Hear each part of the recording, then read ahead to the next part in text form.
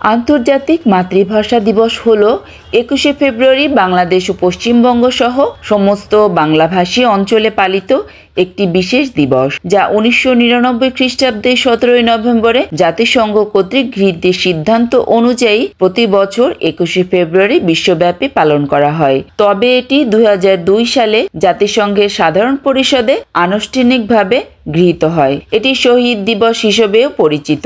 এ দিনটি বাঙালি জনগণের ভাষা আন্দোলনের এক মর্মস্পর্শী ও গৌরবোজ্জ্বল স্মৃতি বিজড়িত একটি দিন হিসেবে চিহ্নিত হয়ে আছে। ১৯৫২ সালের এই দিনে মাতৃভাষা বাংলাকে তৎকালীন পূর্ব পাকিস্তানের রাষ্ট্রভাষা করার দাবিতে ঢাকায় আন্দোলনরত বাঙালি ছাত্রদের উপরে গুলিবর্ষণে অনেক তরুণ ছাত্র শহীদ হন, যাদের মধ্যে রফিক, জব্বার, শফিউর, সালাম, বরকত উল্লেখযোগ্য। এ কারণেই এ দিনটি শহীদ দিবস হিসেবে চিহ্নিত হয়ে আসছে। যাদের জন্য আজ আমরা মাতৃভাষা বাংলায় কথা বলতে পারছি, তাদের যেন আমরা ভুলে না যাই। তাদের জন্য রইল বিনম্র শ্রদ্ধাঞ্জলি।